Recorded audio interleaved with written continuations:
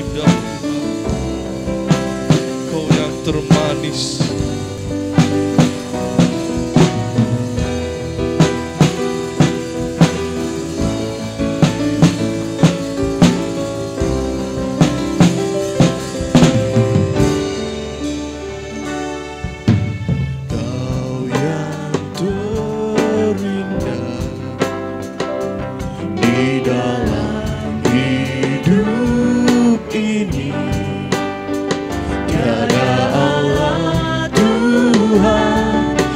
Seperti Engkau, besar perkasa, penuh kemuliaan. Kau yang termanis, Kau yang termanis di dalam hidup ini. Ku cinta Kau lebih dari segalanya. Besar setiamu kepadaku, ku sembah Kau, ya Allahku.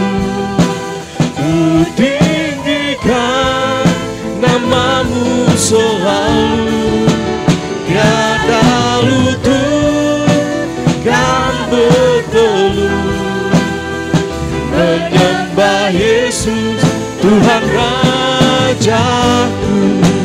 Mari bersama-sama kita bangkit berdiri, Bapak-Saudara. Terima kasih Tuhan.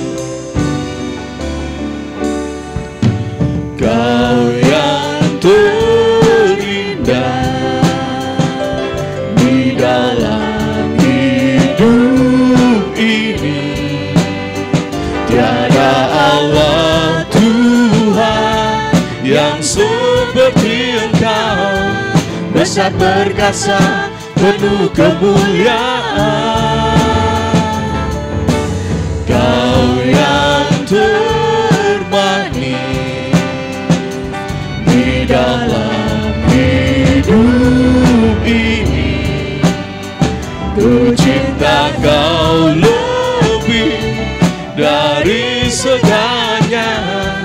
Besar kasih setiamu kepadaku. Ku sembah Kau, ya Allahku. Ku tinggikan namamu selalu, tiada lutut tak bertelut menyembah Yesus Tuhan Rajaku. Ku sembah Kau, ya Allahku. Ku tinggikan namamu selalu, semua lidah kan mengaku Engkaulah Yesus Tuhan Rajaku. Ku sembah Kau, ya Allahku. Ku tinggikan namamu selalu, tiada lutut tak bertelut menyembah Yesus Tuhan Rajaku. Ku sembah Kau, ya Allahku. Ku tinggikan namamu selalu, semua lidah kan mengaku Engkaulah Yesus Tuhan Rajaku. Engkaulah Yesus, Engkaulah Yesus Tuhan Rajaku. Engkaulah Yesus, Engkaulah Yesus Tuhan Rajaku.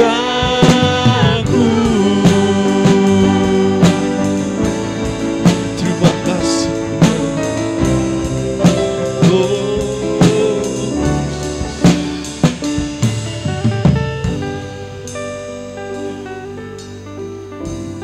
Terima kasih Tuhan.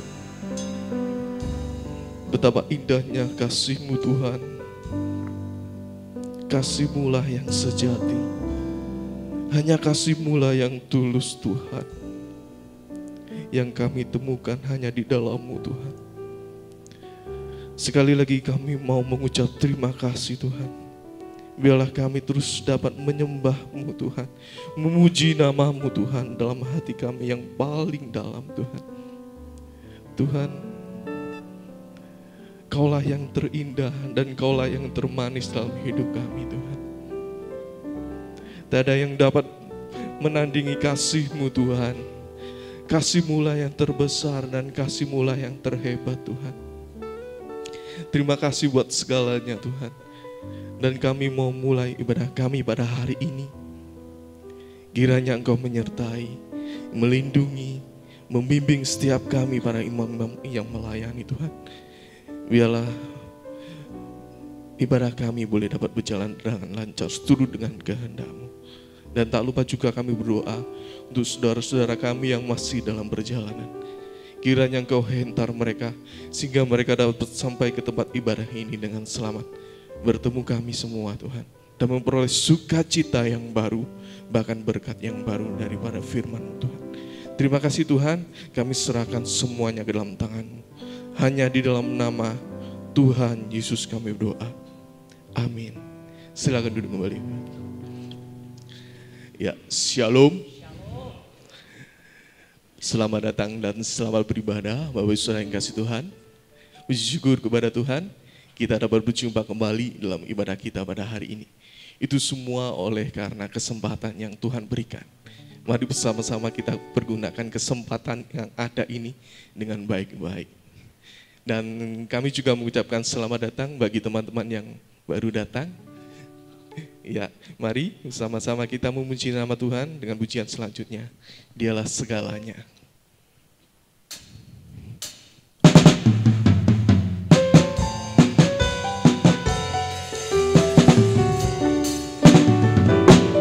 Dialah segalanya, Dia bagiku. Dialah segalanya, besar kecil. Korbankan dirinya dan selamatkanku.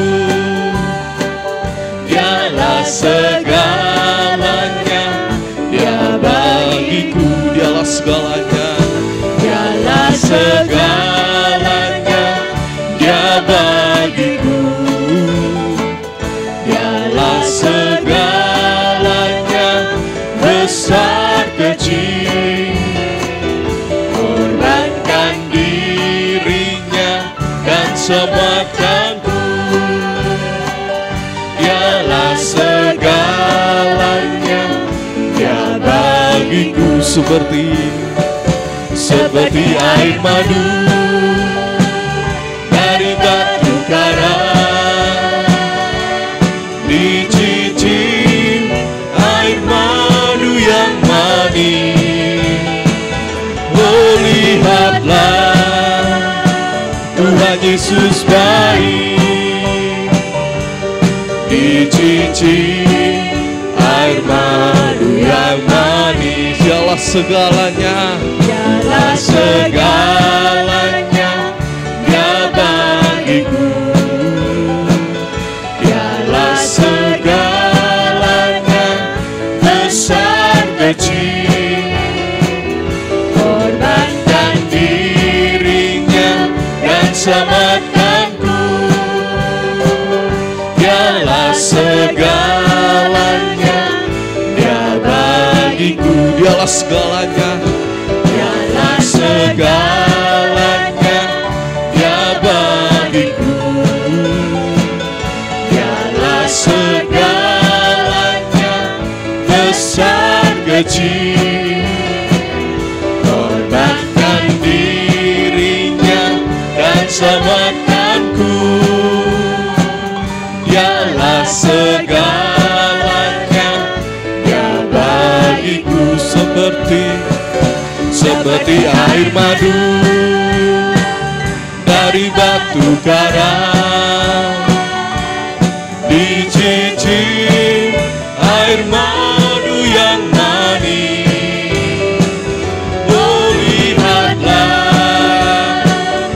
Tuhan Yesus baik. Dicicip air madu yang manis seperti air madu dari batu karang. Dicicip air madu yang manis. Oh, lihatlah Tuhan Yesus baik. Dicicip air madu yang manis. Sekali lagi, dialah segalanya. Dialah segalanya, Dia bagiku. Dialah segalanya, besar kecil. Korbankan dirinya dan selamatkanku. Dialah segalanya, Dia bagiku. Seperti air madu dari batu karang. Dicicip air madu yang manis. Oh, lihatlah Tuhan Yesus baik. Dicicip air madu yang manis. Seperti air madu dari batu karang.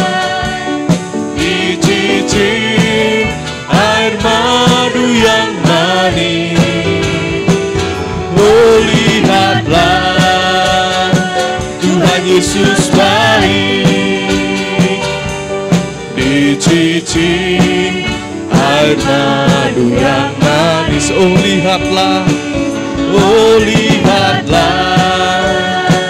Tuhan Yesus baik. Dicicip air madu yang manis. Dicicip air madu. Dicicip air madu yang manis. Kita tahu bahwa keselamatan yang sejati itu hanya kita dapat di dalam Tuhan. Tuhan telah menjadikan segala-galanya dalam kehidupan kita.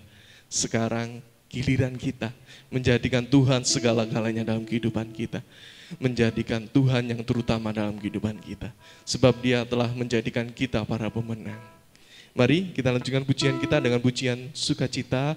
Pujian lebih dari pemenang. Saya mengundang semuanya bangkit berdiri. Kita bersukacita bersama-sama.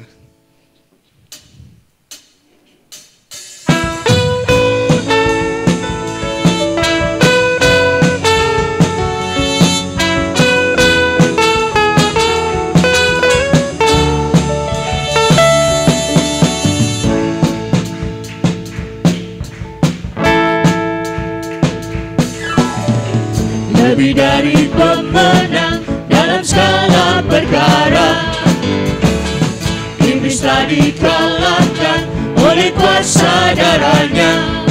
Jika Allah di pihak kita, siapa dapat melawan? Kita lebih dari pemenang, lebih dari pemenang, lebih dari pemenang dalam segala perkara. Iblis telah dikalahkan oleh kuasa darahnya.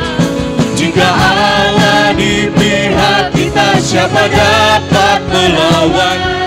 Kita lebih dari pemenang. haleluya. Haleluya. Dengarkanlah pancingnya, Yesus Raja segala raja. Haleluya. Bangkitlah gerejanya, kita lebih dari pemenang.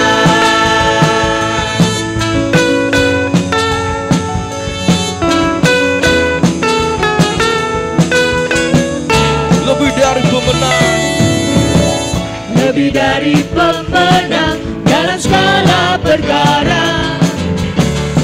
Iblis telah dikalahkan oleh kuasa darahnya. Jika Allah di pihak kita, siapa dapat melawan? Kita lebih dari pemenang. Haleluya, haleluya. Kibarkanlah panjinya, Yesus Raja segala raja. Haleluya, bangkitlah gerejanya, kita lebih dari pemenang.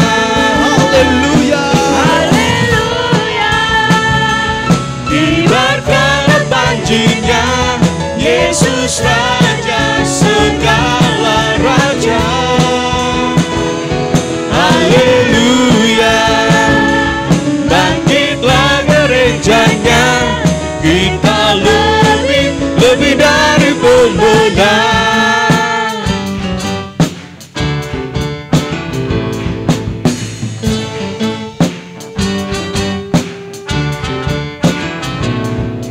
Kita lebih dari pemenang. Kita lebih dari pemenang. Kita lebih dari pemenang. Kita lebih dari pemenang. Kita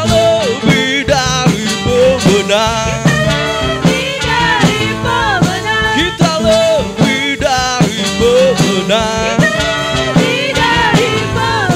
Jika Allah di pihak kita, siapa dapat melawan? Kita lebih dari pemenang. Haleluya, haleluya. Kibarkanlah panjinya, Yesus Raja segala raja. Haleluya, bangkitlah gerejanya, kita lebih dari pemenang. Kamu lebih dari pemenang. Semua lebih dari pemenang. Silakan duduk kembali. Silakan. Puji nama Tuhan. Kami memberikan kesempatan bagi Bapak Ibu yang memiliki kerinduan untuk bersaksi atau ingin memuji nama Tuhan, tidak mengapa. Kami memberikan kesempatan. Ada? Mungkin Bu Lydia? Ya. Shalom, Bapak Ibu Saudara sekalian. Puji Tuhan kalau saat ini kita bisa berada di tempat ini, semua hanya oleh karena kemurahan Tuhan. Tuhan masih memberikan tubuh yang sehat sehingga kita bisa dapat beribadah di tempat ini saat ini. Dalam kesempatan ini saya mengucap syukur kepada Tuhan dan juga mengucapkan banyak terima kasih kepada Bapak Ibu Gembala, juga Bapak Ibu Saudara sekalian yang ada di tempat ini buat dukungan doa yang telah diberikan buat saya, terutama kepada Papa saya selama Papa saya sakit di rumah sakit. Dan puji Tuhan hari Kamis kemarin sudah diizinkan pulang, hanya tinggal untuk berobat pengobatan rawat jalan, dan mohon tetap dukungan doa untuk pemulihan supaya semuanya berjalan dengan lancar. Semua itu hanya oleh karena kemurahan Tuhan, dan saya percaya apapun yang terjadi semua seizin Tuhan. Dan saya tahu Tuhan tidak akan pernah tinggalkan saya. Tuhan akan memberikan kekuatan buat saya untuk dapat melewati semua ini. Sekali lagi saya mengucapkan terima kasih, dan biarlah segala pujian, hormat, dan kemuliaan hanya bagi Tuhan. Nama Tuhan dipermuliakan. Terima kasih, dan sekali lagi saya ucapkan puji syukur kepada Tuhan. Terima kasih. Ya, terima kasih. Mungkin ada yang lain? Oke, kalau nggak ada mungkin minggu depan ya. Oke, saat-saat ini keadaan apapun kita, mau seberat apapun yang kita hadapi, janganlah kita terlalu lama larut dalam keadaan itu. Sebab kita memiliki penolong yang setia, yaitu Tuhan. Amin. Sebentar lagi kita akan menerima firman Tuhan. Mari kita siapkan hati kita dan mari kita sambut firman Tuhan dengan pujian terima kasih Yesus.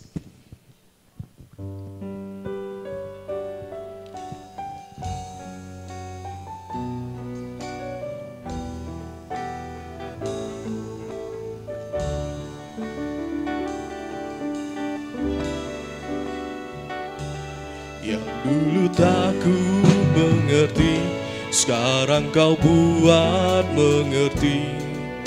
Kau singkapkan mataku dengan kasih-Mu. Yang tak pernah ku pikirkan, sungguh kau telah sediakan. Kau curahkan berkat-Mu limpah dalam hidupku. Yang dulu tak ku mengerti, yang dulu tak ku mengerti, sekarang kau buat mengerti. Kau singkapkan mataku dengan kasih-Mu. Yang tak pernah ku pikirkan, sungguh kau telah sediakan. Kau curahkan berkat-Mu limpah dalam hidupku. terima kasih Yesus.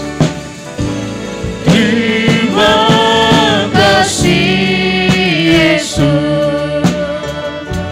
Terima kasih Yesus.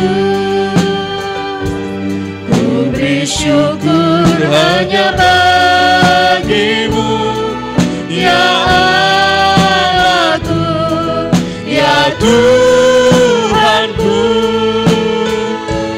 Terima kasih Yesus. Terima kasih Yesus. Ku beri syukur hanya bagi-Mu. Terima kasih Yesus. Yang dulu tak ku mengerti,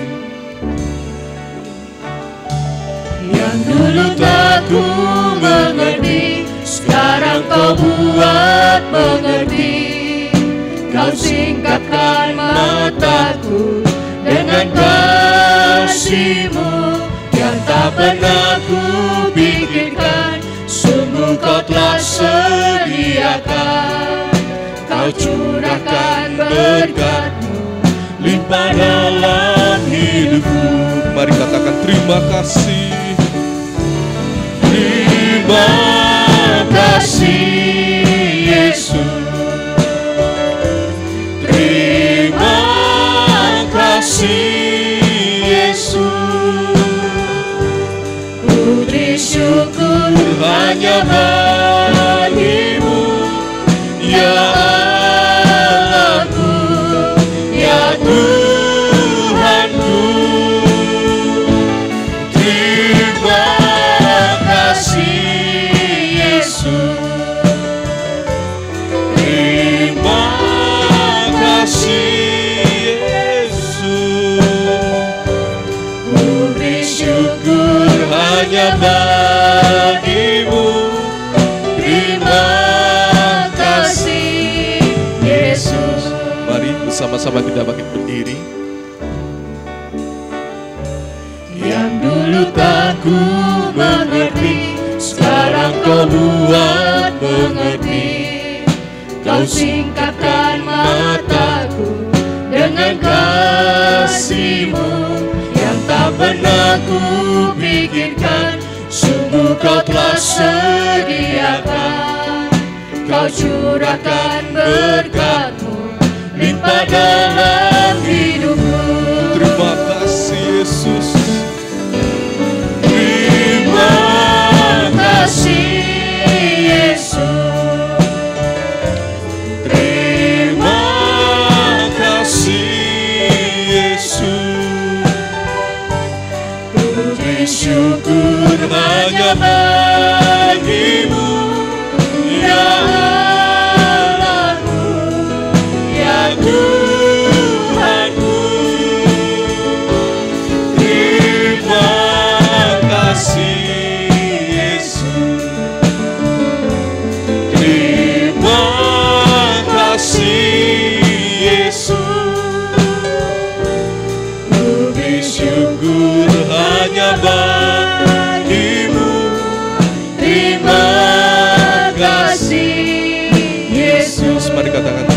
kasih Yesus. Terima kasih Yesus. Terima kasih Yesus. Ku beri syukur Hanya bagimu, ya Allahku, ya Tuhanku. Terima kasih Yesus. Terima kasih Yesus. ku beri syukur Hanya bagimu. Terima kasih Yesus. Jemaat saja yang memuji nama Tuhan. Terima kasih Yesus.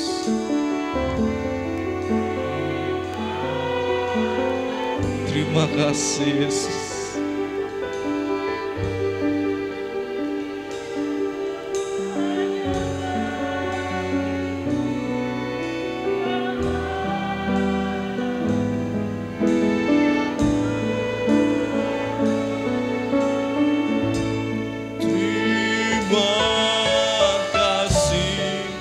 Yesus, katakan terima kasih.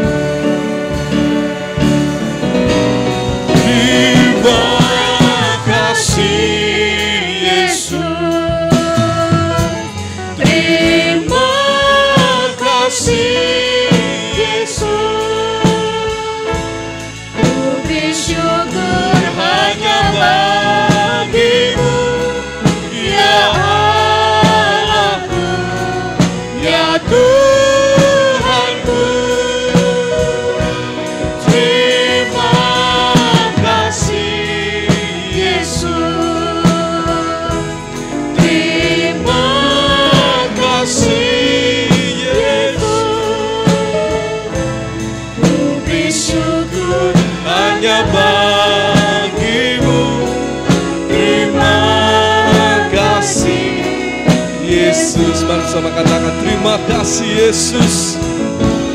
Terima kasih Yesus. Untuk pelayanan selanjutnya saya serahkan kepada Tuhan.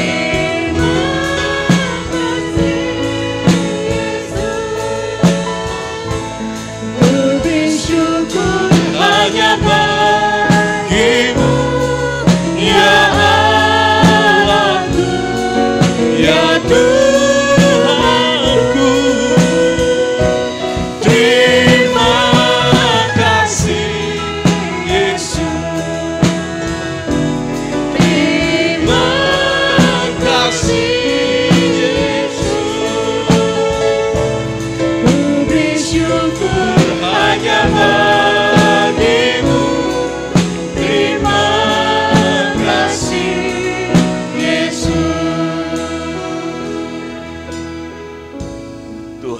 Sebagai ucapan dan pernyataan terima kasih kami kepadamu, maka hari ini, pagi ini kami dengan segala pertolongan kebaikan Tuhan hadir di dalam ibadah ini Tuhan. Oleh karena Engkau telah melepaskan kami dari segala ikatan-ikatan keduniawian, segala keberatan-keberatan tentang keadaan fisik kami. Engkau telah banyak menolong kami, memungkinkan kami untuk dimerdekakan, dan kami diberi kebebasan untuk beribadah. Tuhan, biarlah segala kesempatan dan kebaikan Tuhan akan kami manfaatkan sebaik-baiknya. Kami menghadirkan tubuh, jiwa, roh kami di dalam rumah Tuhan. Kami tahu bukan suatu yang mudah, tetapi sesuatu yang memerlukan perjuangan. Dengan demikianlah Tuhan, kami hanya bisa menyatakan terima kasih kami. Kami menghargai firman Tuhan, menghargai hadirat Tuhan. Tuhan, kuasai pikiran, perasaan, dan tingkah laku kami, supaya kami boleh berhasil di dalam ibadah ini, dan nama Tuhan dipermuliakan. Dalam nama Tuhan Yesus Kristus, kami sudah berdoa. Amin. Amin. Silakan duduk Bapak Ibu.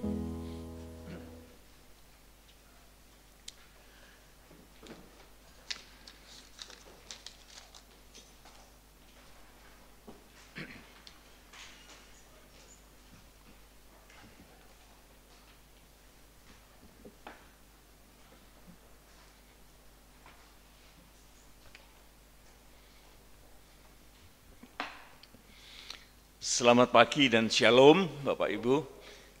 Kita mendapat kemurahan Tuhan untuk memiliki waktu dan kuasa, kelepasan dari Tuhan untuk kita bisa hadir di dalam ibadah semacam ini. Saya lama berpikir, saudaraku, ada sesuatu yang memang tanpa kita rasa bersama. Ada sesuatu yang kurang baik di dalam kebiasaan ibadah kita. Berkaitan dengan masa COVID, kita memang secara internasional kita mengerti bahwa kita harus berjaga-jaga di dalam keadaan semacam itu.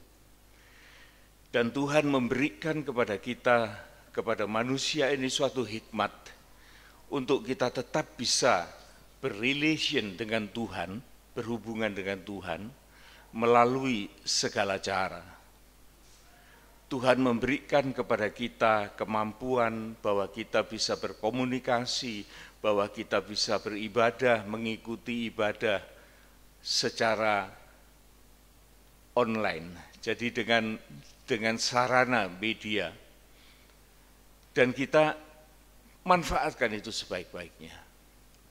Tetapi di samping itu, saudaraku, saya berpikir bahwa tentang kualitas, bahwa kualitas kita untuk menghadirkan diri kita di dalam rumah Tuhan, itu adalah kualitas ibadah yang terbaik.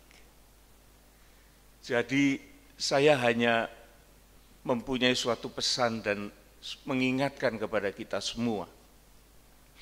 Tuhan sudah berkemurahan untuk memberikan kelonggaran kepada kita beribadah kembali, dapat tatap muka semacam ini. Marilah kita tetap menghargai anjuran pemerintah, tetap berjaga-jaga, tetapi jangan kita justru memanfaatkan COVID ini untuk kita bertahan sebagai penonton. Oleh karena sangat berbeda, saudara ya. Kita mengikuti suatu ibadah, kita mengikuti dengan menghadirkan diri kita, tubuh, jiwa, roh kita, bait Allah yang kudus, yang dipenuhkan dengan Roh Kudus untuk dibawa di hadapan Tuhan. Itu nilainya sangat tinggi, saudara. Karena di situ saya katakan, kita itu tidak gampang untuk beribadah. Saya khawatir, saudaraku, saya teringat ada suatu beberapa rangkaian ayat di dalam Amsal, ya, di dalam Amsal yang pertama, ayat yang ke-20. Kita baca dari situ. Nasihat dan hikmat. Nasihat dan hikmat. Ya, ini perlu kita dengarkan dan perlu kita perhatikan dan perlu kita mengerti apa yang dikatakan. Hikmat berseru nyaring di jalan-jalan, Di lapangan-lapangan ia memperdengarkan suaranya. Terus? Di atas tembok-tembok ia berseru-seru. Di depan pintu-pintu gerbang kota ia mengucapkan kata-katanya. Iya. Saya ingat, saudaraku, waktu saya masih kecil. Di negara kita ini, banyak terjadi kebangunan rohani, di mana-mana kita mempunyai suatu kebebasan untuk kita memberitakan firman Tuhan.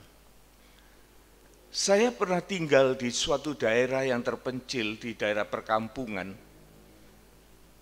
Pada waktu malam saya keluar dari rumah, saya melihat ada rame-rame di lapangan. Oh, ada orang berkhotbah. Bebas, saudaraku, bebas. Menyampaikan firman Tuhan. Justru sekarang kebebasan itu pindah ke Korea. Saya di Korea, saya banyak melihat hamba-hamba Tuhan itu keleleran di jalan dengan speaker yang kecil dan dia berkhotbah di pasar-pasar dengan bebas. Demikian juga dulu di Indonesia. Tetapi saudaraku, kita melihat kenyataan sekarang. Semakin lama, hal-hal yang semakin semacam itu, semakin sulit kita jumpai, saudaraku. Tidak mudah lagi untuk kita bisa melihat kampanye-kampanye rohani seperti Osborne dan lain sebagainya dilakukan semacam itu. Tidak lagi, saudara.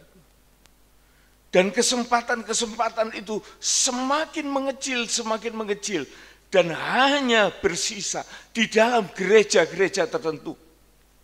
Itu pun juga dalam kenyataannya kita bisa melihat, saudara. Bagaimana iblis itu, dunia ini sangat menolak kehadiran Tuhan. Menolak kehadiran kesempatan-kesempatan ibadah. Semakin lama semakin dipersempit. Jadi dalam hal ini saudaraku, pesan dari firman Tuhan ialah, mengertilah bahwa waktu-waktu itu akan terbatas dan selesai, tidak ada lagi. Oleh sebab itu, pergunakan waktu yang ada ini dengan sebaik-baiknya, supaya kita juga bisa menghadirkan diri kita secara utuh di dalam ibadah-ibadah yang masih bisa kita nikmati.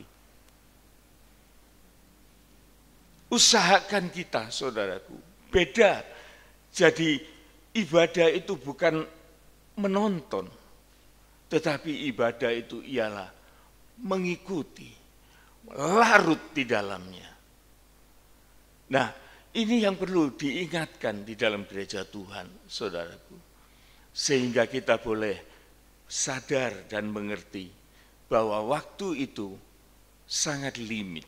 Ya. Lanjut, kita selesaikan rangkaian ini. Ayat 22. Berapa lama lagi, hai orang tak berpengalaman, kamu masih cinta kepada keadaanmu itu? Ya, masih mau keadaan itu pasif. Tidak ada suatu kerinduan yang sungguh-sungguh. Masih banyak penghalang-penghalang yang menghalangi untuk bisa melayani Tuhan. Terus? Pencemooh masih gemar kepada cemooh, dan orang bebal benci kepada pengetahuan. Nah, di sini Tuhan mulai mengatakan, orang semacam itu mudah sekali tergelincir untuk berubah menjadi pencemooh.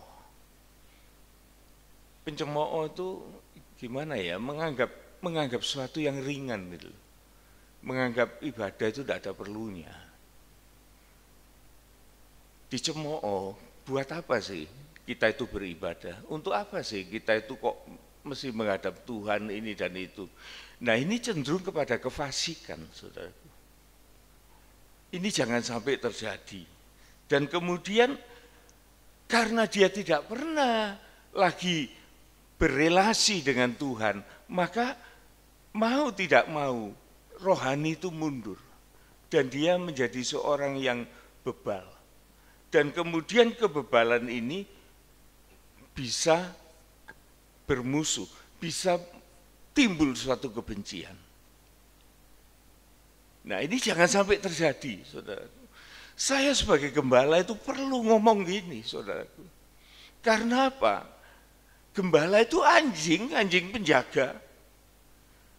Lah kalau ada sesuatu yang tidak baik kemudian anjing itu bisu, cuma bisa makan tidur, dipelihara.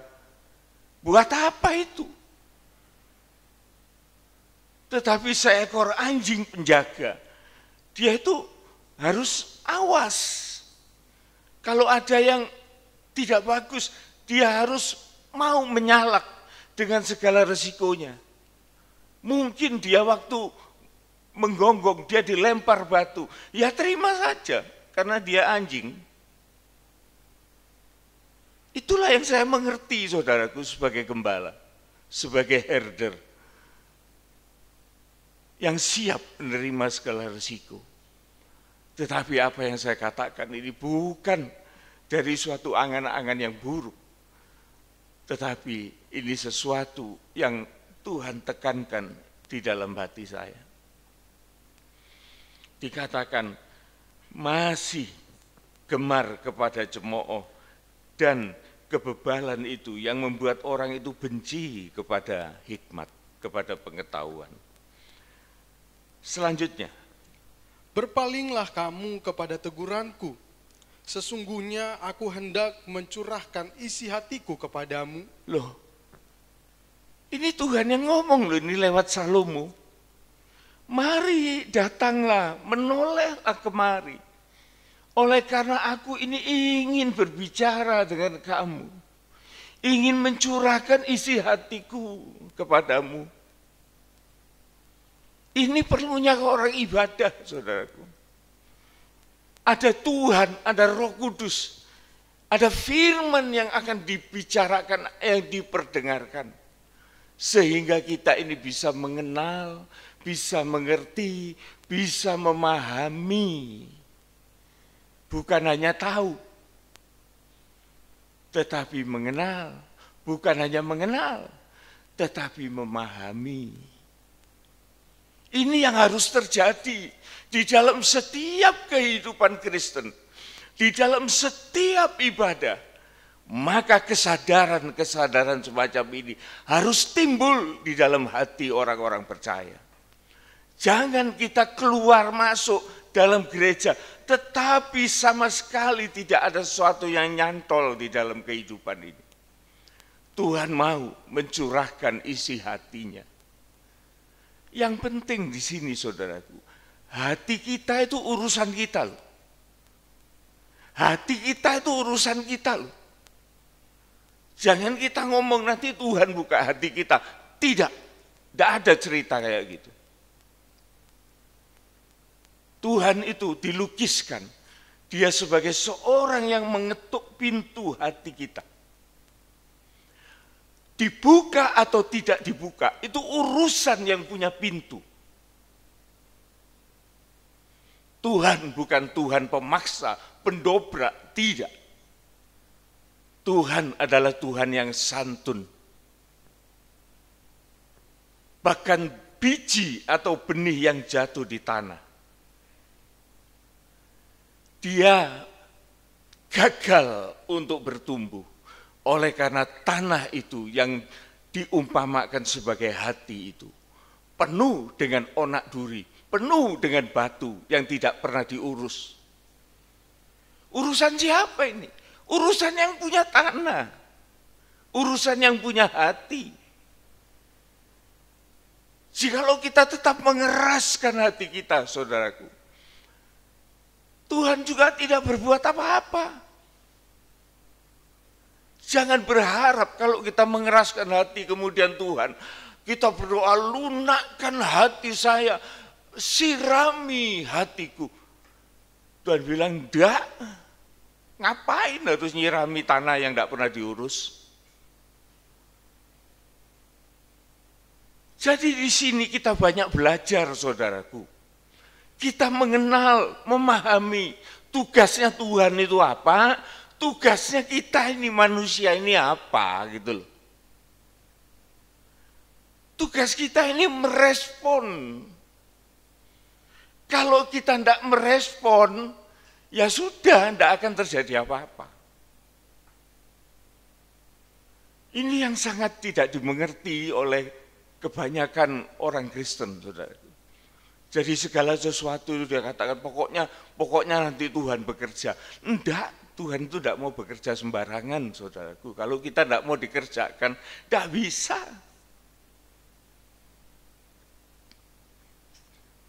Tuhan mengatakan, berpalinglah kamu kepada teguranku.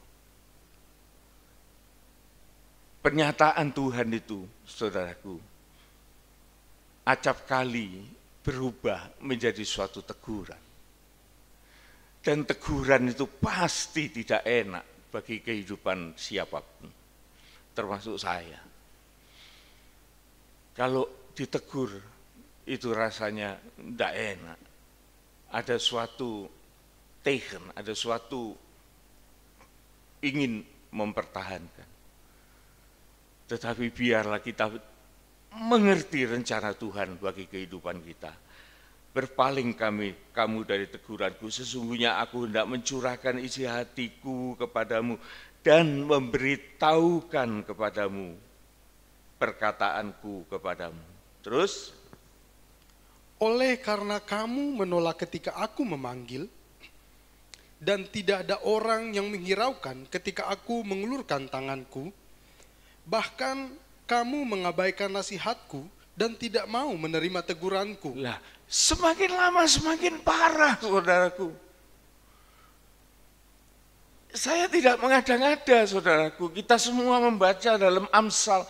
Amsal ini adalah kitab hikmat. Saya suka sekali baca kitab Amsal ini, saudaraku. Oleh karena di dalam Amsal ini, kita banyak mengenali siapa kita, siapa Tuhan.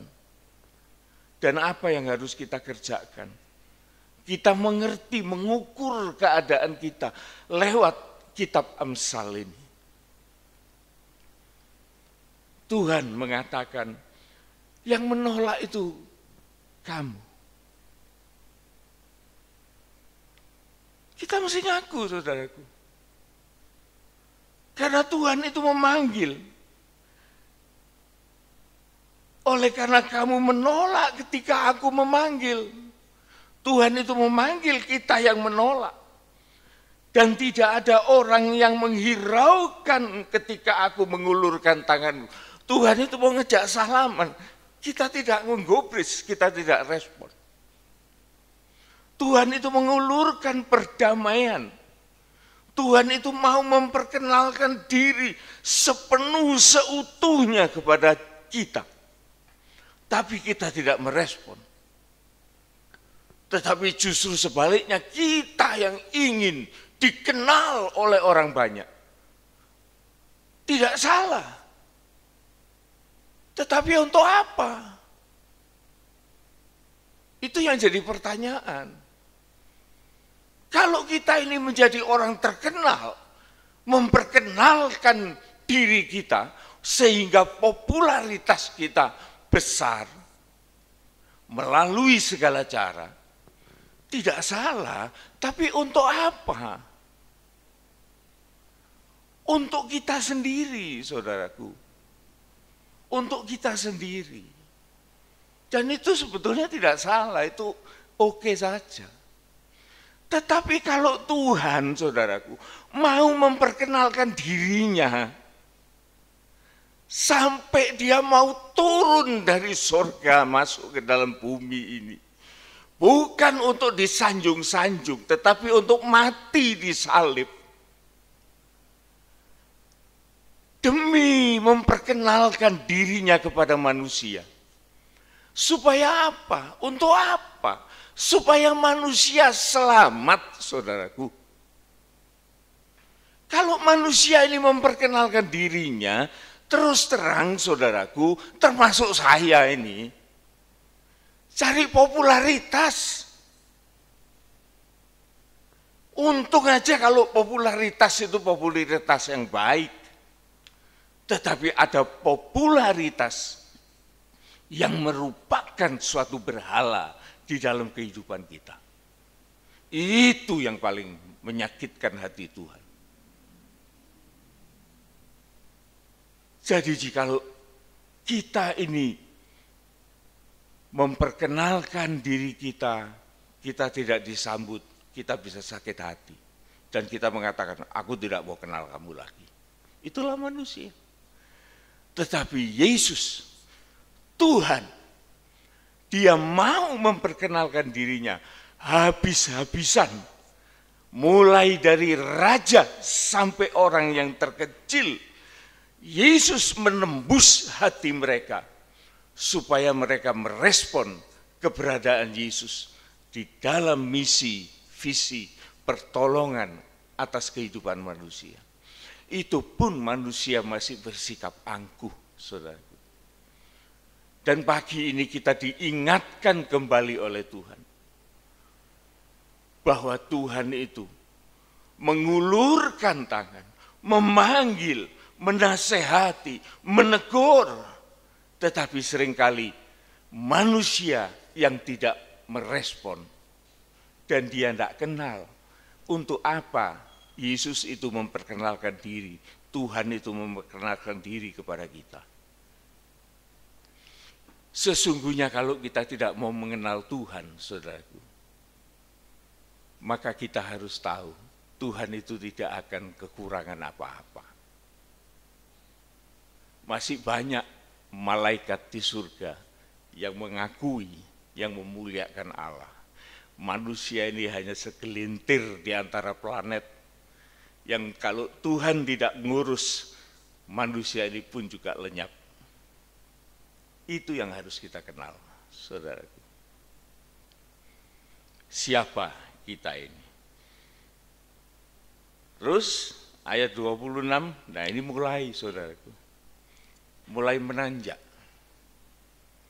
bahwa Tuhan sudah mulai mengeluarkan satu warning. Bukan untuk menakut-nakuti, bukan untuk menekan manusia. Tetapi Tuhan mau supaya manusia ini mengerti rencananya. Ayat 26. Maka aku juga akan menertawakan celakamu. Aku akan berolok-olok apabila kedahsyatan datang ke atasmu. Iya, Tuhan mengingatkan, ingat loh. Manusia itu hidupnya itu seperti roda berputar. Sebentar di atas, sebentar di bawah, kita nggak tahu. Kalau roda itu tidak berputar, artinya itu tidak ada kehidupan, tidak ada aktivitas. Mati. Tetapi kita ini masih hidup, saudara. Banyak kemungkinan yang kita hadapi di dalam perjalanan hidup ini. Kita tidak ngerti apa yang terjadi 1 jam lagi, tidak ada yang tahu. Tetapi yang kita bisa tahu ialah kita aman bersama dengan Tuhan. Hanya itu saja. Mau mikir apa lagi, saudaraku? Pengetahuan manusia itu terbatas. 1 jam aja dia nggak bisa tembus apa yang dia akan hadapi. Tetapi yang bisa dia yakini dengan imannya ialah bahwa aman berjalan beserta dengan Tuhan. Dia memahami Tuhan. Dia merespon Tuhan. Apapun yang ada di hadapan kita, bagi orang yang hidupnya semacam itu, yang berjalan bersama Tuhan, dia selalu berada di dalam jalan kemenangan.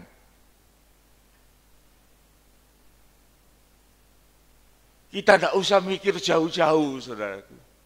Tetapi pikirlah tiap langkah kita untuk detik-detik, hari-hari, jam-jam yang kita lalui bersama dengan Yesus. Setelah itu kita yakin bahwa keselamatan kita terjamin. Hanya ini, saudaraku, yang bisa kita kerjakan. Maka aku akan juga mentertawakan apabila kecelakaan itu ada padamu. Loh, kok begitu Tuhan? Iya. Tuhan mengatakan bahwa aku adalah Allah yang membalas. Bahwa aku adalah Allah yang pendendam. Dan aku tidak akan melepaskan musuhku Kita nggak kenal kan? Kita mikir bahwa ya Tuhan itu selalu baik, selalu baik.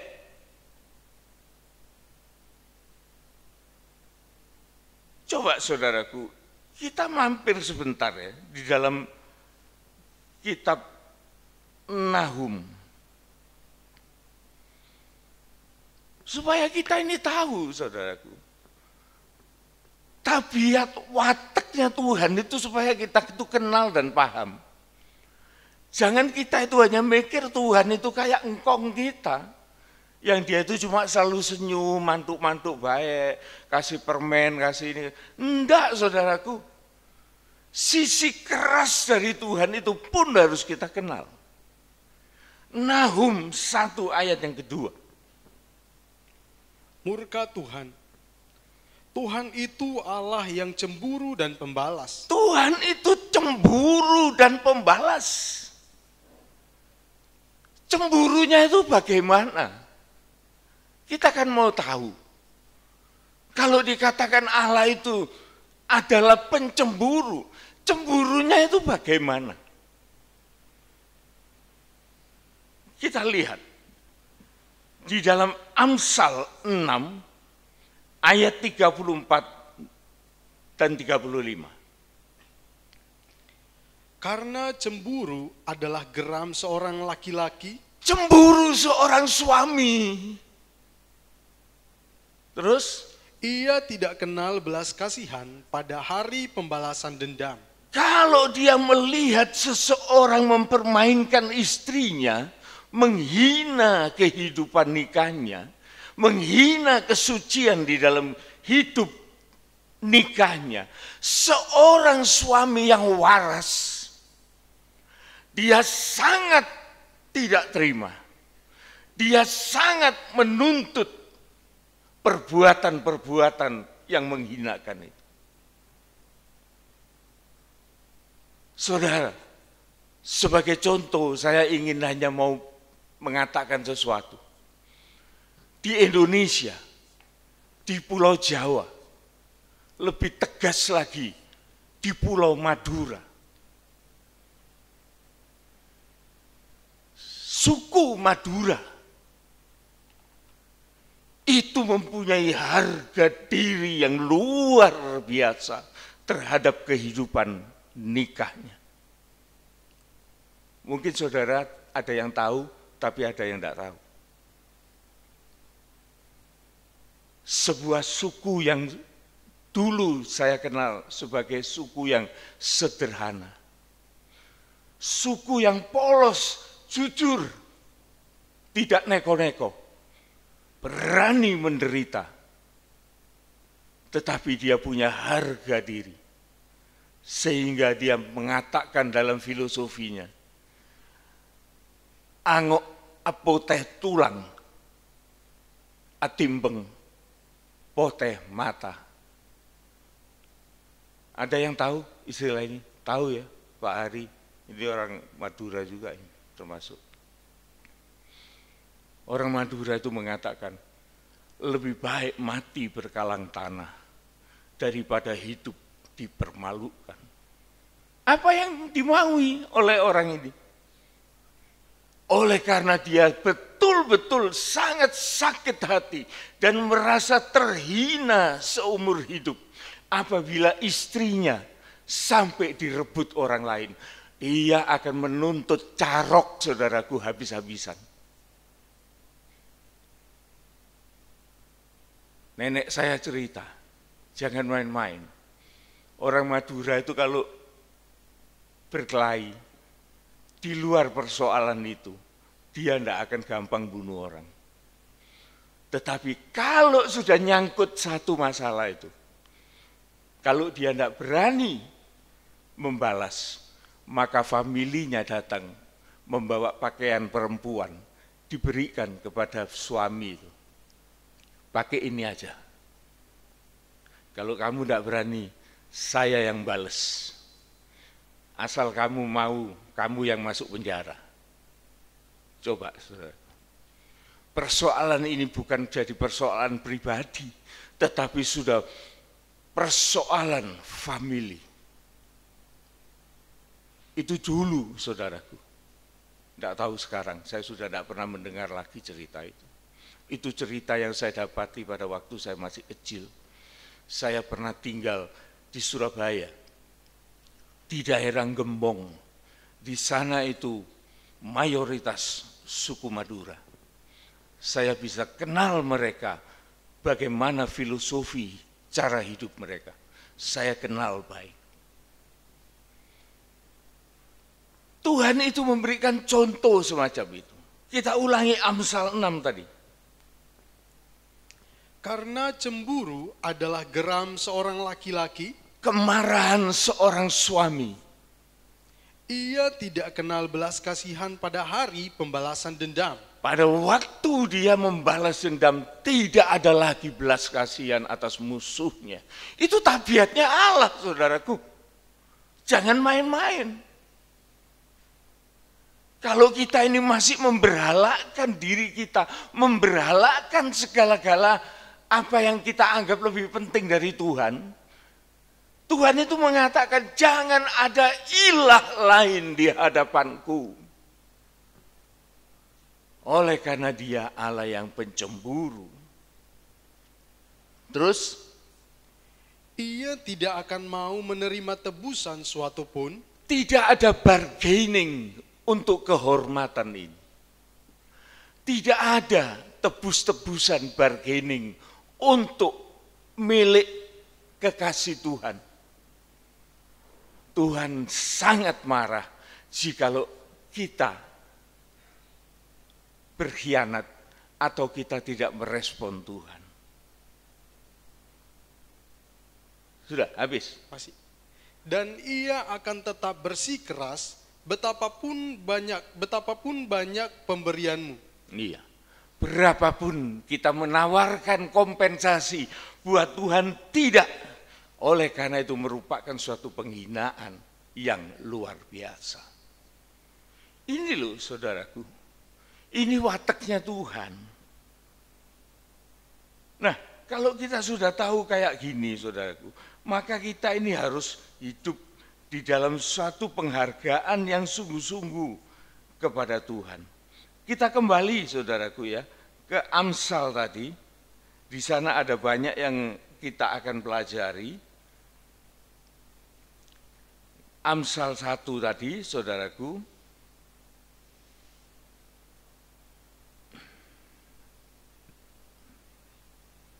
Sampai di Ayat 26. 26 ya. Sekarang ayat 27. Iya, 27.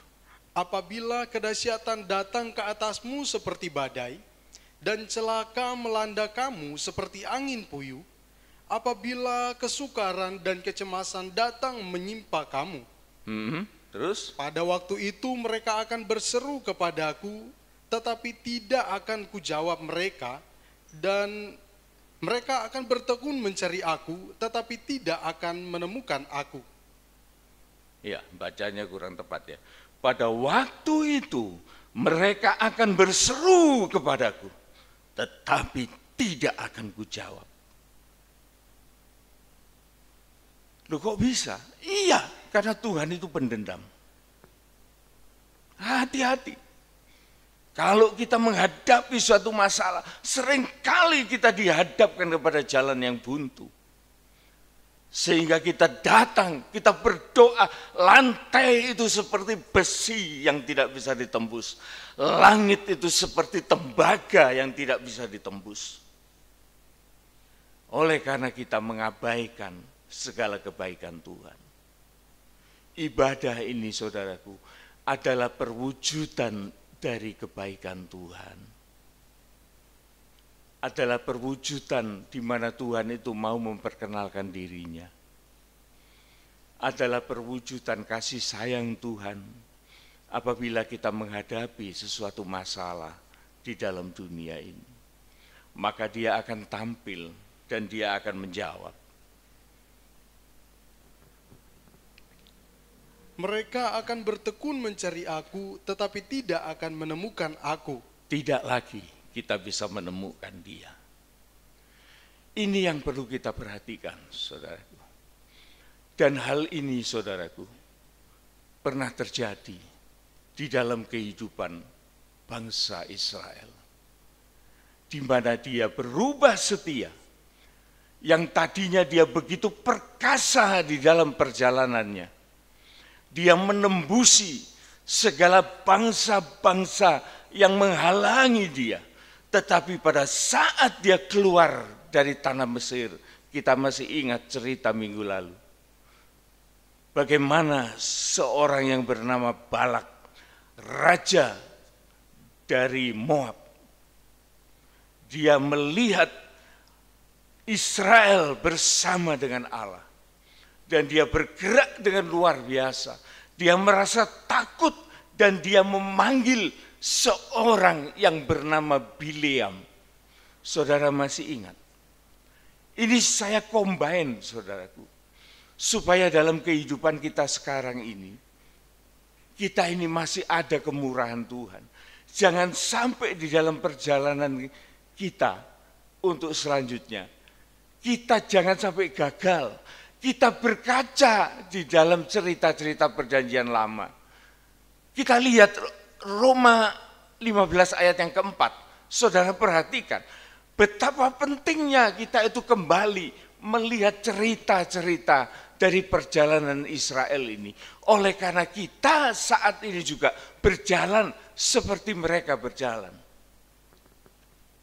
Apa yang ditulis? Sebab segala sesuatu yang ditulis dahulu. Sebab segala sesuatu yang ditulis zaman dulu Telah ditulis untuk menjadi pelajaran bagi kita. untuk kita pelajari zaman sekarang. Jadi cerita-cerita di dalam perjanjian lama itu bukan cerita-cerita kosong, tetapi itu diilhamkan oleh Allah supaya cerita itu tetap ada di dalam Alkitab. Dan kita membaca itu untuk kita mau belajar. Supaya kita jangan mengulangi kebodohan-kebodohan itu. Dikatakan supaya apa? Kita mempunyai pelajaran. Dan supaya kita teguh berpegang pada pengharapan oleh ketekunan dan penghiburan dari kitab suci. itu. Jadi kitab suci itu memberikan solusi, memberikan penghiburan kepada kita. Dan mengajarkan ketekunan bagaimana kita mengiring Tuhan.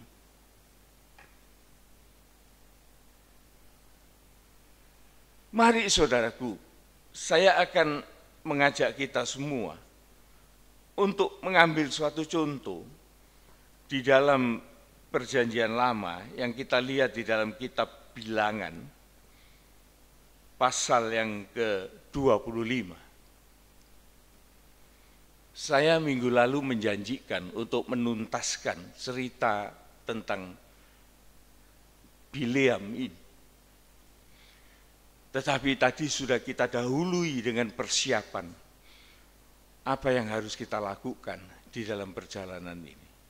Dan sekarang kita berkaca di dalam Israel, bagaimana pada waktu dia tidak setia, berbalik arah untuk mengikut sesuatu yang lain yang menjadi kebencian Allah, yaitu Baal Peor.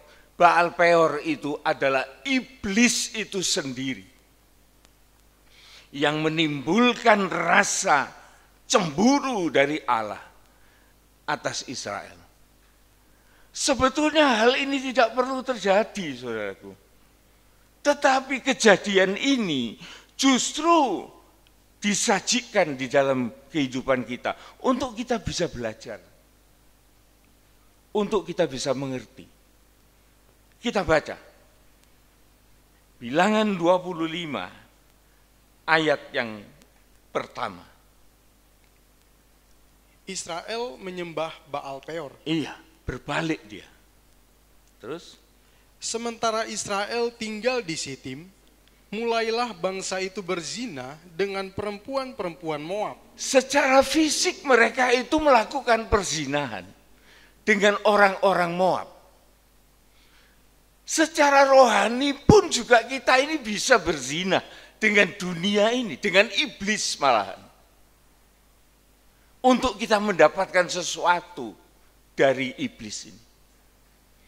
Itu menjadi kecemburuan dari Allah. Dan Allah tidak akan membiarkan umatnya itu semacam ini, saudara. Mungkin kita lihat, loh orang lain kok enggak apa-apa. Ya itu bukan urusannya Allah. Karena itu bukan miliknya. Tetapi kalau kita ini milik Allah, saudaraku, kita ini diurus oleh Tuhan. Jangan main-main, saudaraku. Kita ini diurus oleh Tuhan. Orang-orang Israel dalam perjalanannya, dia berbalik menyembah berhala dan juga berzina dengan perempuan Moab. Terus perempuan-perempuan ini mengajak bangsa itu ke korban sembelihan bagi Allah mereka, lalu bangsa itu turut makan dari korban itu dan menyembah Allah orang-orang itu. Ketika Israel berpasangan dengan Baal Peor, bangkitlah murka Tuhan terhadap Israel. Ini saudaraku, Israel itu mulai berpasangan dengan iblis, dengan Baal Peor. Baal Peor itu adalah pangeran neraka, itu artinya. Jadi dia itu memang penguasa neraka, yaitu iblis itu sendiri. Bayangkan, Israel itu yang miliknya Tuhan, dia sekarang berbuat zina, berpaling kepada yang lain, yaitu kepada iblis. Maka ini membangkitkan murka Tuhan terhadap Israel. Apa yang terjadi? Ayat 4. Lalu berfirmanlah Tuhan kepada Musa, tangkaplah semua orang yang mengepalai bangsa itu, dan gantunglah mereka di hadapan Tuhan di tempat terang, supaya murka Tuhan yang bernyala-nyala itu surut daripada Israel. Terus? Lalu berkatalah Musa kepada hakim-hakim Israel, baiklah masing-masing kamu membunuh orang-orang yang telah berpasangan dengan Baal Peor. Bisa kita bayangkan saudara ibu, tadinya itu umat Israel itu mau dikutuk itu sampai 3 kali, itu luput terus. Oleh karena Israel itu begitu damai sejahtera bersama dengan Tuhan. Tetapi begitu Israel itu berbalik kepada Baal Peor, maka terjadi kekacauan yang luar biasa di dalam Israel itu. Dari intern itu saudaraku, mungkin dimulai dari rumah tangga, mulai dari pekerjaan, mulai dari gereja, mulai dari apa saja. Itu terjadi suatu kekacauan. Sehingga Musa itu sebagai pemimpinnya dia mengatakan, biarlah menangkap orang-orang yang berpihak kepada Baal Peor dan menggantung mereka di tengah-tengah umat. Supaya Allah itu surut dalam kemarahannya yang bernyala-nyala. Ini kan tidak enak saudaraku. Ini kan sesuatu yang sangat merugikan. Yang seharusnya itu tidak perlu terjadi. Jadi pagi ini kita mengambil hikmah dari firman Tuhan ini. Mengingatkan kepada kita. Jangan sampai berlarut-larut sesuatu yang memindahkan pandangan kita kepada Tuhan, kepada ibadah itu, untuk memandang sesuatu yang lain yang menjauhkan kita dari Tuhan. Oleh karena Tuhan yang memiliki kehidupan kita itu sangat tidak terima, dan dia akan berurusan dengan miliknya. Dalam hal ini kita bisa melihat di dalam Israel itu saudaraku, ada kegemparan, kekacauan hebat. Yang lebih tragis, kita melihat ayat berikutnya ini, apa ini? Ayat yang ke-6 ini. Kebetulan datanglah salah seorang Israel membawa perempuan Midian kepada sanak saudaranya, dengan dilihat Musa dan segenap umat Israel yang sedang bertangis-tangisan di depan pintu kemah pertemuan. Nah, saudaraku, ini sudah mulai berbicara kepada orang-orang muda, saudaraku. Pada waktu itu ada seorang muda yang punya kedudukan sebagai seorang pemimpin di Israel. Dia pun sudah gelap mata, sudah buta rohaninya. Dia tidak lagi mempedulikan bangsanya yang bertangis-tangisan oleh karena ada kekacauan hebat di dalamnya. Ada kemurkaan Allah yang hebat, tetapi orang ini justru dia membawa seorang perempuan dari suku Midian, musuh dari Allah, yang menyeret orang-orang pemuka-pemuka Israel itu untuk melakukan penyembahan berhala, juga untuk melakukan perzinahan. Saya mikir, saudaraku, apa sih salahnya orang itu menyembah berhala? Patung, menyembah berhala, apa sih? Barang-barang, jimat-jimat. Ya, untuk zaman sekarang, saudaraku, Tuhan tidak ngurusi yang gitu-gituan. Tetapi berhala yang paling besar itu ialah hawa nafsu manusia itu sendiri. Diri kita sendiri ini, saudaraku, itu berhala yang paling jahat. Kita bisa terkecoh, kita tidak menyembah patung, kita tidak menyembah ini, kita tidak menyimpan jimat. Tetapi, saudaraku, hawa nafsu kita itu yang kita ujo, kata orang Jawa. Diujo, diistimewakan gitu. Yang justru itu akan memalingkan kita dari kita mengharapkan kepada Tuhan. Salah satu tanda, saudaraku, saya ulangi dari awal, yaitu bagaimana kita beribadah. Itu salah satu measure, suatu ukuran hubungan relasi kita dengan Tuhan. Jangan kita undur dari ibadah.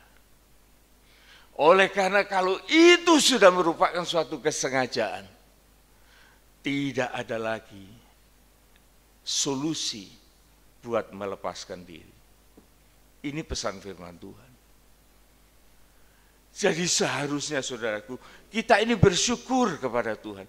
Kita bisa berkaca dari kehidupan orang Israel. Ayat 6, kebetulan datanglah salah seorang Israel membawa seorang perempuan Midian kepada sanak saudaranya.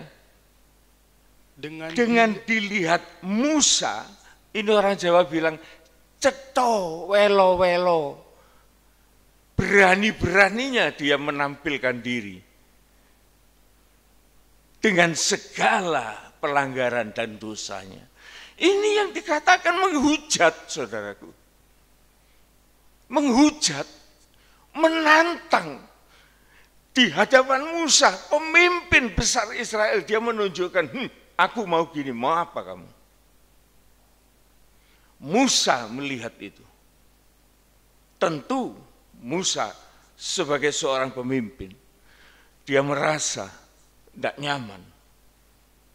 Dan segenap umat Israel yang sedang prihatin di depan kemah pertemuan. Artinya mereka itu mohon ampun kepada Tuhan supaya malapetaka ini berlalu. Tetapi seorang dari mereka justru pamer akan segala pelanggaran yang dia lakukan. Menjadi pencemooh. Nah, ayat yang ke-7. Ketika hal itu dilihat oleh Pinehas, anak Eleazar, anak Imam Harun, Bangunlah ia dari tengah-tengah umat itu dan mengambil sebuah tombak di tangannya. Ini juga tindakan orang muda, saudaraku. Jangan kita memandang remeh orang muda. Orang muda itu kalau seperti Pinehas, ini adalah cucu dari Harun, anak dari Eliezer, seorang imam.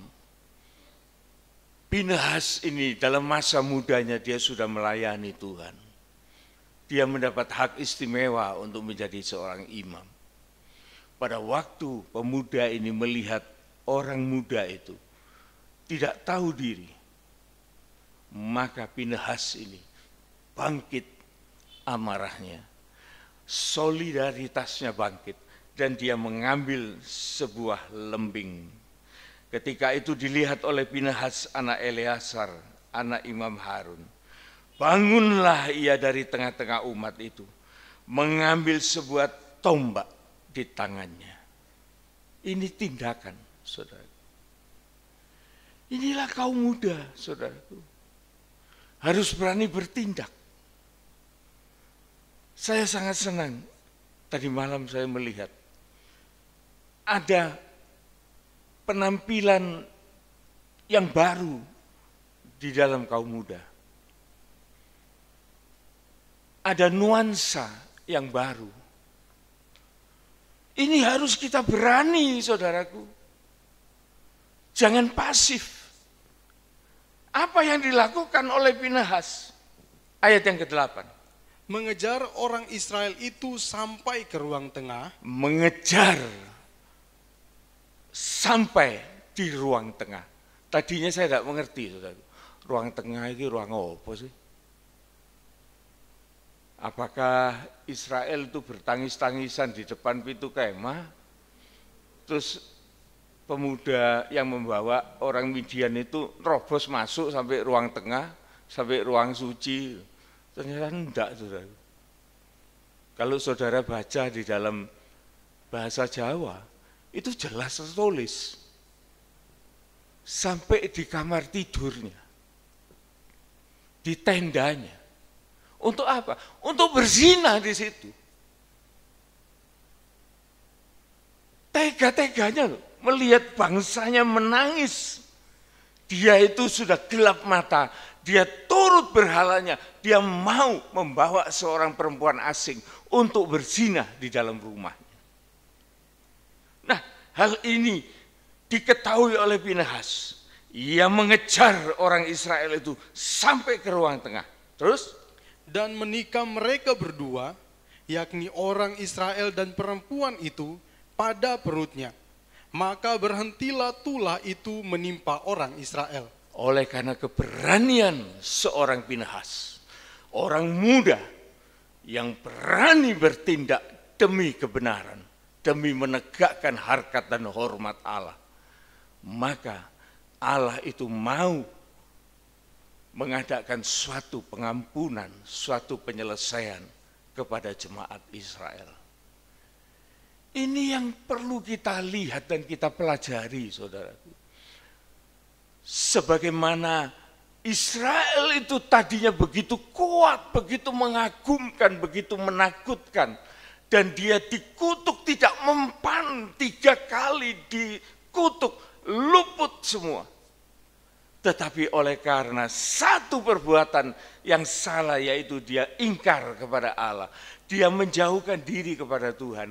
Ingat loh ya, Amsal tadi mengatakan, apabila kengerian ada datang padamu, engkau berdoa, engkau minta, engkau mau menemui aku tidak menemui engkau. Harus ada orang yang punya inisiatif. Seorang pemuda, Pinehas, dia mengadakan suatu tindakan. Kita melihat, saudaraku, 25 ayat yang ke-8 ini, ya. Ayat yang ke-8. Ya. Mengejar orang Israel itu sampai ke ruang tengah, dan menikah mereka berdua, yakni orang Israel dan perempuan itu pada perutnya, maka berhentilah tulah itu menimpa orang Israel. Saudara pikir gimana? Pinhas itu nombak satu-satu ini? Enggak, saudara. Di dalam bahasa Jawa mengatakan, lan ngoyak wong lanang wadon sing mlebu ing kemah mau, wong loro mau ditumbak wetenge nganti tembus, srana anake lelakon mau paukumane sing wiwit meremen sirep. Jadi saudaraku, Pinhas ini menombak, kalau dalam bahasa Inggris itu melalui tubuh orang laki-laki itu tembus ke arah perut dari seorang wanita yang dibawa itu. Cara kasarnya itu apa? Disate, saudaraku. Saking gemesnya Tuhan terhadap perzinahan ini, maka Tuhan memerintahkan kepada Pinhas untuk melakukan suatu penyelesaian dengan cara dia membasmi sampai tuntas. Tetapi saudaraku, sebagai penutup ingin saya katakan, hal ini sebetulnya tidak perlu terjadi. Pada waktu itu dicatat, saudaraku, kematian di tengah-tengah Israel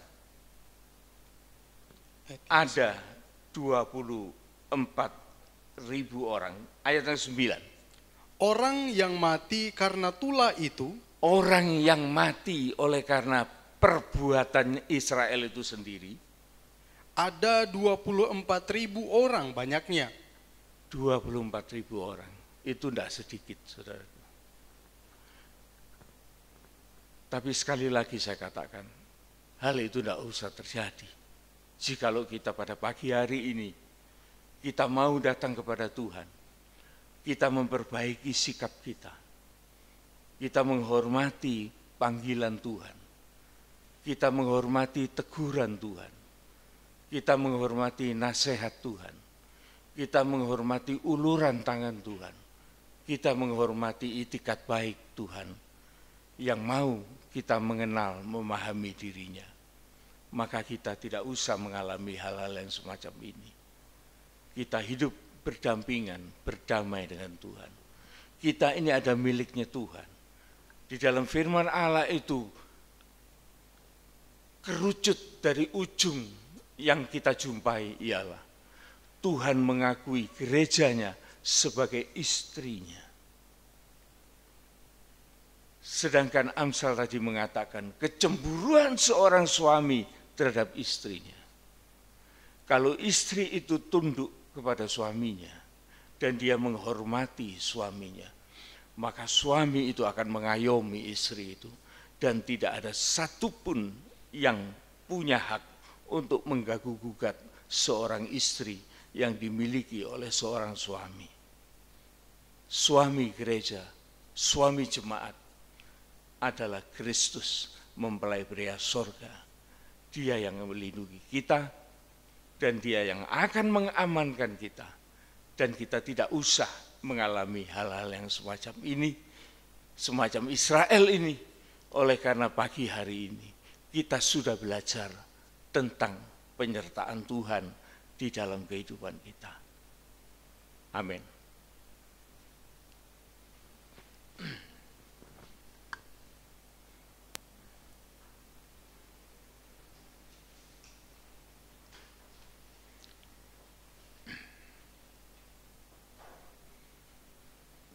Kita akan menyanyikan sebuah nyanyian dari nyanyian rohani 396. Ku di tanganmu. Kita aman di dalam tangan Tuhan.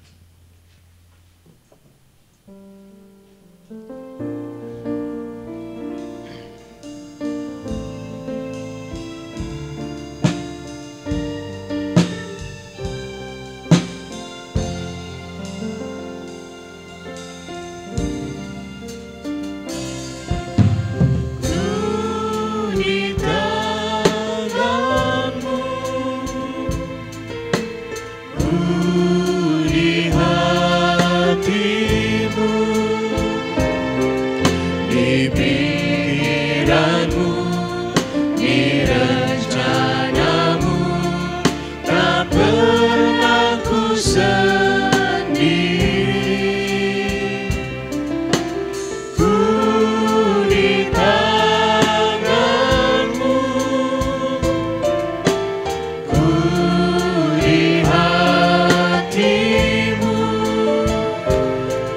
di pikiranmu, di rencanamu, tak pernah ditinggalkan. Di tanganmu.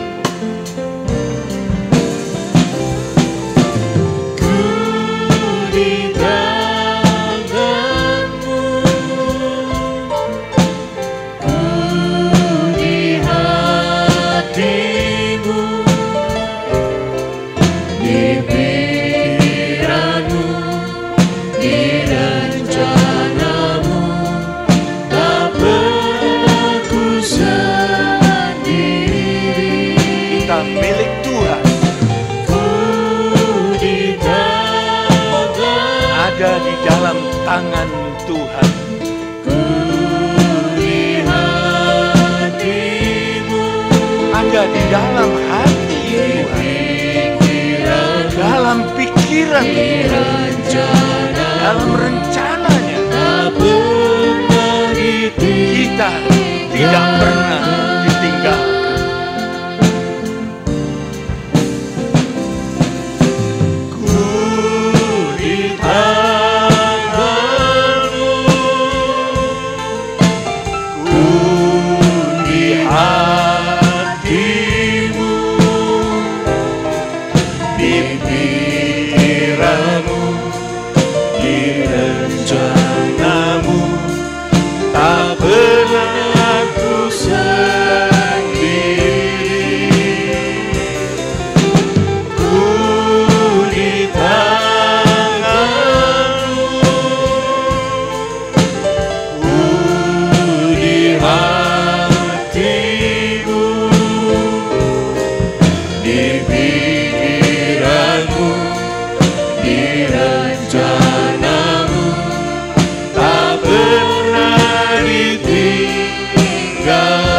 Kita bangkit berdiri, kita nyanyikan ini dengan sungguh-sungguh.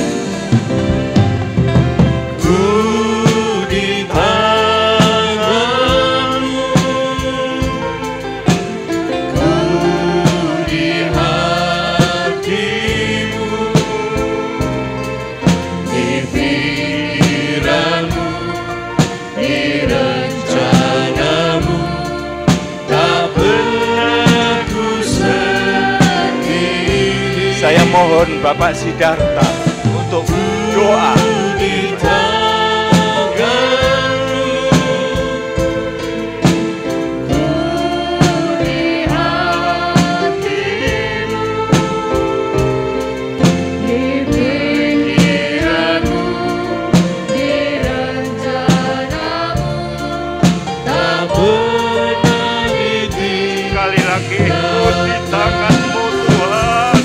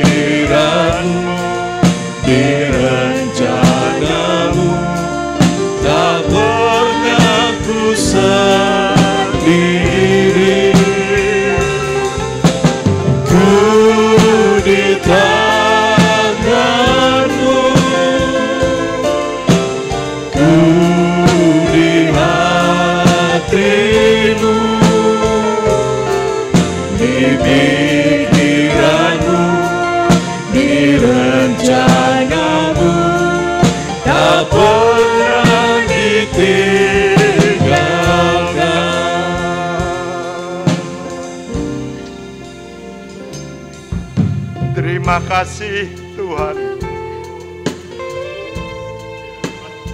Satu ibadah yang benar-benar mengurapi setiap kami yang hadir pada pagi hari ini. Kami menyadari Bapa, melalui firman yang kami dengar saat ini Tuhan,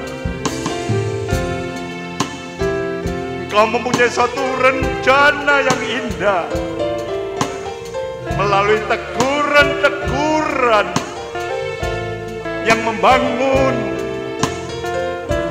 Yang mana teguran-teguran itulah Bapa yang akan berdampak bagi setiap kami yang hadir pada pagi hari ini, termasuk hamba-Mu yang saat ini benar-benar membutuhkan firman-Mu Tuhan. Dari awal, pertengahan sampai selesainya ibadah pada pagi hari ini Tuhan, mata hati kami dicelikkan Tuhan. Betapa dahsyatnya, betapa yang selalu mengusik hati kami, roh-roh iblis, roh jahat yang senantiasa mencerai-beraikan hubungan intim antara kami dengan Bapa. Kami tahu ulah itulah yang mana akan dirubahkan melalui pertemuan pada pagi hari ini Tuhan. Terima kasih Bapak, terima kasih. Hamba telah mendengar dari awal dan akhirnya kisah-kisah di dalam firman Tuhan. Dan hamba sadar semuanya akan kami rubah dengan pola hidup yang lama Tuhan. Sehingga saat ini Tuhan, dengan kesungguhan hati hamba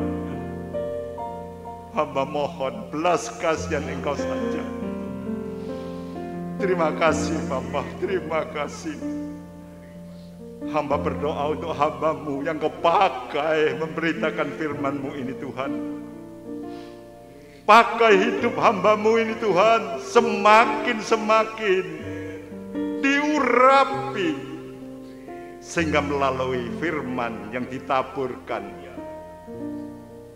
banyak jiwa-jiwa yang akan dimenangkan. Nama Tuhan dimuliakan. Inilah doa kami, ucapan syukur kami pada pagi hari ini Tuhan. Di dalam nama Tuhan Yesus. Haleluya.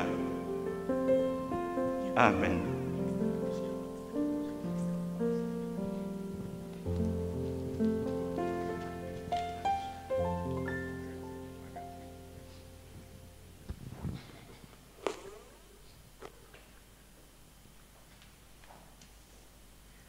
Mohon waktunya sebentar Bapak Ibu Saudara. Saya akan membacakan pengumuman kita untuk 1 minggu ke depan. Tentu pelajaran yang kita ambil dari cerita Pinehas, kita tidak harus membunuh orang yang melakukan kesalahan, tidak seperti itu. Namun jikalau Bapak Ibu melihat secara keseluruhan dari khotbah hari ini, itu artinya Tuhan bukan hanya kasih, namun Tuhan juga adalah cemburu. Karena bangsa Israel adalah sudah berpisah dari Tuhan, sehingga Tuhan harus melakukan cara-cara yang demikian. Supaya Bapak Ibu tidak salah menarik pelajaran saja Bapak Ibu Saudara, karena kita juga adalah miliknya Tuhan, maka kita harus juga mempergunakan hidup ini dengan sebaik-baiknya. Pertama-tama Bapak Ibu Saudara, terima kasih buat segala kehadiran dan partisipasi Bapak Ibu Saudara yang mendukung gereja pelayanan ini dalam segala hal. Tentu saya tidak harus menyatakan semuanya, namun terima kasih Tuhan yang memberkati dalam kesehatan, keluarga, dan pekerjaan kita bersama. Beberapa pengumuman yang saya bagikan bagi kita semua. Yang pertama, besok hari Senin saudara-saudara ada doa pagi di tempat ini jam 5.30 pagi. Bagi Bapak Ibu Saudara yang ingin berdoa bersama-sama dengan kami di tempat ini sebelum melakukan aktivitas, monggo Bapak Ibu kita sama-sama berdoa di tempat ini jam 5.30 pagi. Biasanya sih kami sudah selesai hanya 1 jam doa saja, mendoakan bangsa negara, keluarga, sidang jemaat, jadwal-jadwal ibadah yang sudah kita tentukan bersama-sama. Jadi besok ada ibadah doa pagi di tempat ini jam 5.30. Yang kedua saudara-saudara, ketika saya menimbang dan menanya-nanyakan juga kepada beberapa orang yang ada di Lumajang yang lama seperti itu, jikalau biasanya kita melakukan ibadah PA itu hari Rebo, maka hari ini sedikit berbeda saudara-saudara. Jadi ibadah PA kita tiadakan untuk 1 minggu ini saja. Mengapa demikian? Karena untuk hari Jumat ada ibadah kaum wanita saudara-saudara sekalian yang biasanya kita selenggarakan setiap minggunya. Sehingga jikalau kami undur ke hari Kamis terlalu mepet waktunya seperti itu. Saya juga sudah menanyakan ternyata hari Senin, Selasa, Rabu itu karnaval untuk umum saudara-saudara, sehingga saya pernah mengalaminya padat sekali saudara-saudara sekalian. Hari Sabtu kemarin saja kami kaum muda hanya untuk drum band saja saya harus muter-muter untuk sampai ke gereja ini. Jadi kami betul-betul mempertimbangkan semuanya untuk kebaikan sidang jemaat Tuhan, bukan untuk kebaikan pribadi. Sehingga ibadah PA kita skip sementara waktu, namun untuk minggu depannya kita akan melakukan ibadah PA tetap hari Rebu. Namun jangan lupa saudara-saudara, hari Jumat ada ibadah kaum wanita seperti biasanya jam 5 sore. Dan ibadah kaum muda berjalan seperti biasa hari Sabtu jam 5 sore. Ibadah sekolah minggu berjalan seperti biasa jam 4 sore, yaitu setelah hari Minggu ibadah raya di tempat ini. Nah, beberapa pengumuman lagi saudara-saudara. Yang pertama, kita akan berdoa bagi Kak Andrew atau saudara Andrew yang berulang tahun tanggal 27 bulan 8 kemarin. Tidak di sini Pak ya? Oh, lagi di Jember. Oke. Tante Lin juga, Tante Lin di sini enggak ya? Oh, tidak di sini. Oke. Ulang tahun tanggal 27 bulan 8 sama, dan Ricky juga Jemaat Jatiroto ulang tahun tanggal 27 bulan 8. Siapa lagi? Satu lagi Tante? Excel ya. Excel juga berulang tahun. Kita nanti akan berdoakan bersama-sama, dan kita juga akan berdoa bagi seorang ibu yang sedang sakit akibat kecelakaan, namun ibu ini tidak mau menyebutkan namanya, namun kita akan doakan bersama-sama saudara-saudara sekalian. Dan yang terakhir yang ingin saya sampaikan kepada Bapak Ibu Saudara, saya memiliki teman di sana Bapak Ibu Saudara, jika lo lihat di sebelah kanan saya, yang dari Sumatera juga Bapak Ibu Saudara, juga terdampar sama seperti saya terdampar barangkali. Ada 4 sebenarnya kami. Jadi jika Bapak Ibu nanti mau pulang, monggo disalamin. Kiranya boleh berdiri Kak, boleh berdiri. Ya, oke, nanti disalam Bapak Ibu Saudara ya. Bekerja, ya terima kasih. Bekerja di kantor pengadilan kalau saya tidak salah ya. Oke, terima kasih buat kedatangannya. Jangan lupa minggu depan datang lagi. Kita semua adalah keluarga di tempat ini saudara-saudara sekalian. Oke, demikian pengumuman yang saya bagikan bagi kita semua. Mari kita bangkit berdiri bersama-sama. Kita akan menerima doa berkat dari Bapak Gembala kita.